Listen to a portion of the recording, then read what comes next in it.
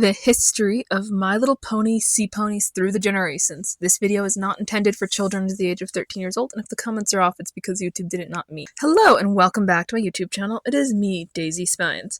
I am going to be discussing the representation of Seaponies throughout the My Little Pony franchise. They have a long history stemming all the way from the very first generation in 1983 to the most recent generation, Generation 5, in specials like the Bucky Wuckies. And there's some things in between, which I'm going to include specifically mermares, and I guess you could say seahorses. That's a bad joke, I'm sorry. But I will be talking about those two because I think they're relevant to this conversation. I figure we should start from the beginning. Gen 1. Things started simply. In Generation 1, the Seaponies were ponies that were modeled off of the Greek mythology hippocampus, and they had one major moment in the on-screen media where they sung a song, and they were cut and dry, just a sea pony. They live in the lakes and rivers of Dream Valley, and they're fine. As expected, these had a lot of toys. These started as toys. These toys predated the on-screen media by 2 years, and were around towards the end of Generation 1.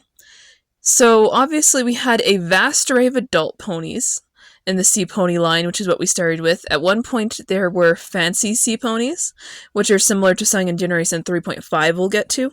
And then, of course, we have the baby sea pony. These sea ponies were definitely popular.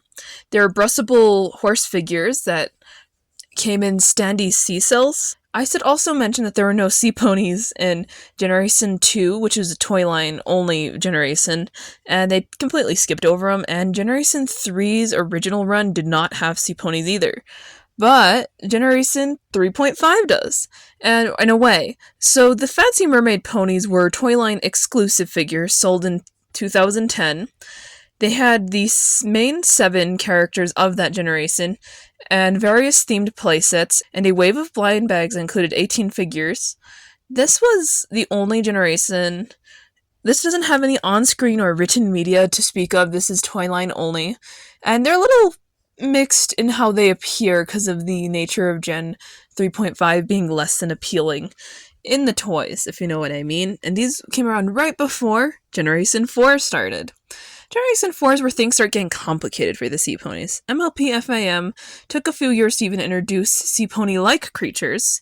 They didn't even intend to originally introduce the sea ponies. Lauren Faust had sort of scrapped the idea. The first time they appear is in written media, as they'll call it, which is a storybook called Under the Sparkling Sea. These mermares actually bear more of a similarity, they called mermares, by the way, to the original Generation 1 sea ponies and the sea ponies we actually end up receiving within this generation. Although they do reference sea ponies within this because they have feud with the sea ponies, which is interesting, and probably not canon to the show, this book, but really cool. In the realm of the comics, we also get further development on the mermares during the My Little Pony Pirates Friendship Ahoy arc. This was a 2-issue arc. Equestria is where they reside in the comic. Some will also count the My Little Pony Equestria Girl Sirens as a reference to sea ponies, so I will include them here because sirens are effectively like evil mermaids, so I guess they're the anti-mermare of this world, hypothetically. The first sea creature with horse-like traits we got that was called a sea pony in Generation 4 were the hippogriffs turned into sea ponies from the 2017 movie. I still consider these sea ponies real ponies. If it's a pony-like creature that lives underwater, it's a sea pony to me. Later on, featured in the mainline series FIM in the latter 2 seasons, with some being primary characters in the plot. This brings us to the merchandise. For the merchandise, we had some Guardians of Harmony sets that featured stuff, and we also had some more brushable type sea ponies. These included versions of the main 6 as sea ponies, and then, so that is the extent of Generation 4. Generation 5 is the last instance so far of sea ponies, and they exist only in the on-screen capacity in the So Tell Your Tale. This is with the one and only character who is named Destiny.